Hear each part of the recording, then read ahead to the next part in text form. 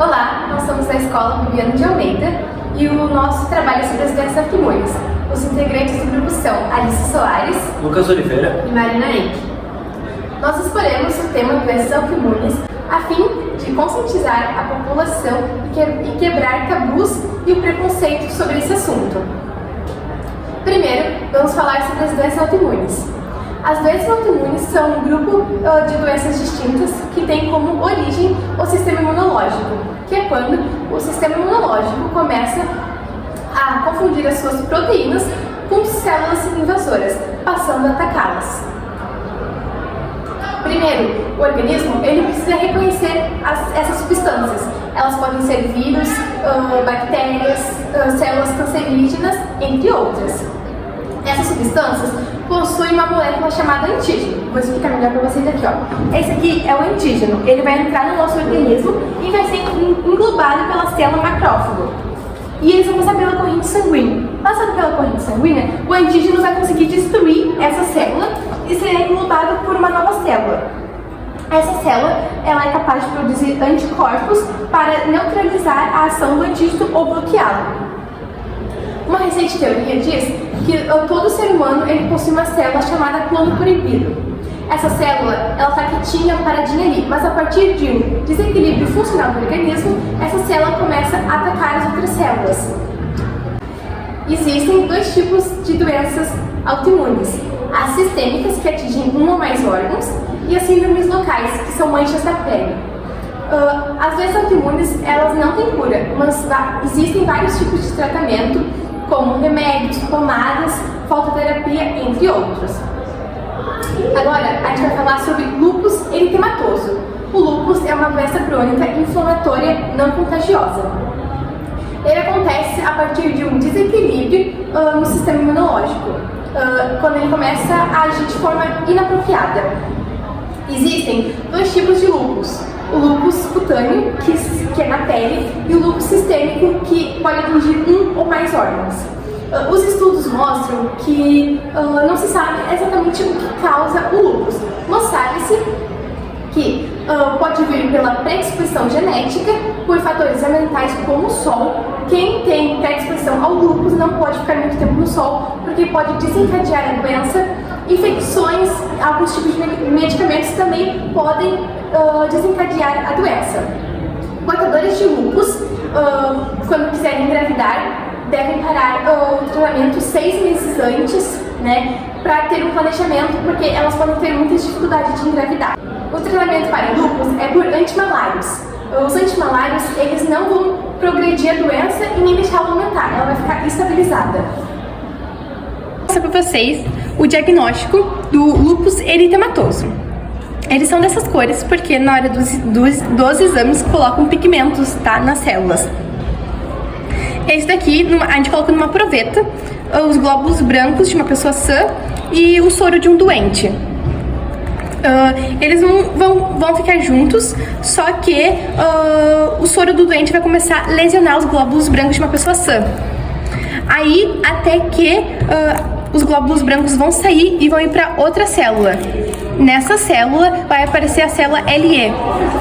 Agora a gente vai falar sobre a sarcoidose. A sarcoidose é uma doença autoimune inflamatória multissistêmica, o que significa que ela pode atacar vários sistemas do nosso organismo. Ela não é contagiosa e não se sabe ao certo a sua origem, por mais que existam várias pesquisas acerca desse assunto. A sua característica é o aparecimento de vários nódulos inflamatórios no corpo.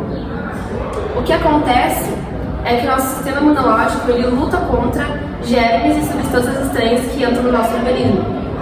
Só que a reação do nosso sistema imunológico às substâncias estranhas causam essas inflamações. E no caso da sarcoidose, acontece um tipo especial de inflamação que transforma-se em grãos, os granulomas. Os granulomas, eles são um acúmulo de células do nosso sistema imunológico. Existem 4 tipos de sarcoidose que podem nos afetar. A sarcoidose cutânea, que ela ataca a pele, aparecendo vários granulomas na superfície da pele, avermelhados e podem ser bem doloridos. A sarcoidose pulmonar, que ataca o pulmão. Os granulomas só são visíveis através de exames médicos e os principais sintomas são tosses e chaves ao respirar. a sarcoidose cardíaca, que ataca o coração, e assim como a pulmonar, os granulomas são visíveis através de exame médico, e os sintomas são dores no peito e sensações de desmaio. E a última, que é a sarcoidose ocular, que ataca os olhos, causando a vermelhidão e visão embaçada. Os fatores de risco da sarcoidose destacam-se mulheres de 20 a 40 anos, negros e brancos do Nordeste europeu. É extremamente raro em crianças. Acho que é só isso. Aqui nós temos 2 pulmões para mostrar, tá? Aqui é um pulmão saudável e um pulmão com sarcoidose. Ele tem bolinhas, manchinhas pretas, que é o que aparece nos exames. Agora eu vou falar sobre a psoríase. Ela é uma doença crônica inflamatória não contagiosa. Os estudos mostram que uma pessoa normal, saudável, troca de pele uma vez por mês. Uma pessoa com psoríase troca toda semana. Isso faz com que o sistema imunológico não reconheça o que são essas células, fazendo com que ataquem elas, fazendo surgir manchas na pele. Dados da Sociedade Brasileira Dermatológica diz que a psoríase atinge cerca de 2% da população mundial.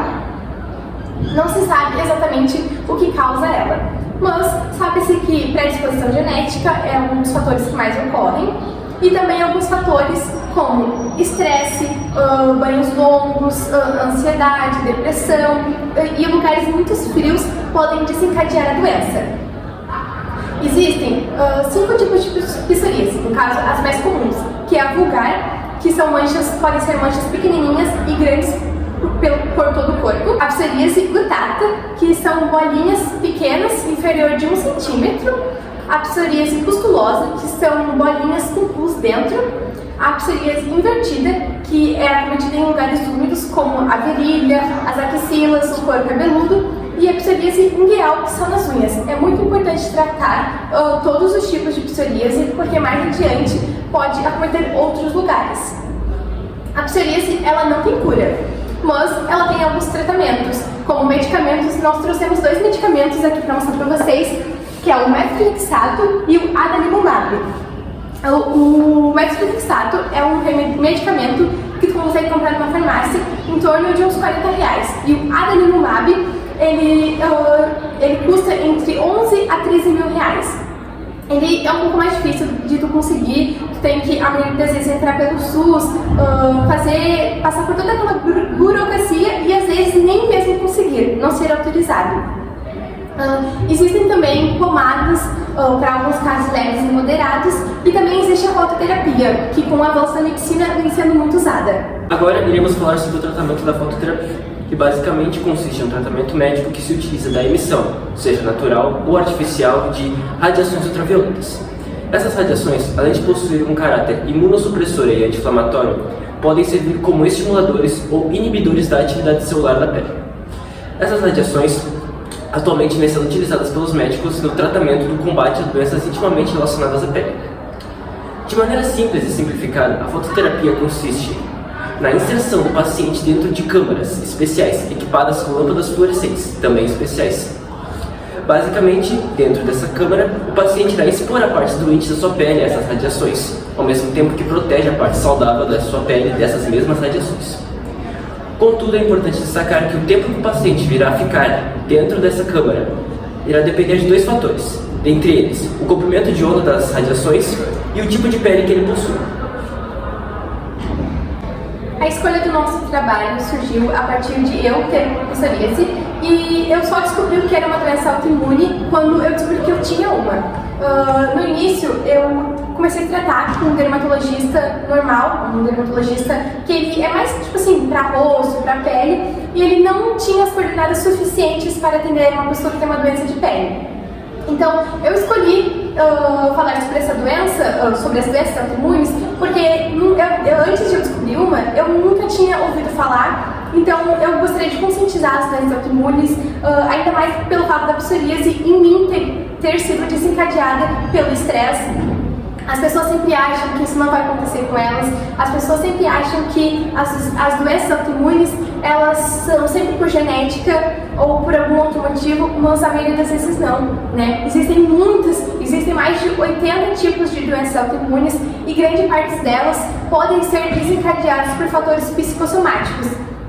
Então aqui a gente traz a importância de cuidar, né, de cuidar de si e de cuidar do seu corpo. E é muito importante, quando você desconfiar de algum sintoma, sempre passar por um dermatologista especialista em doenças de pele, porque ele vai conseguir te dar um suporte melhor.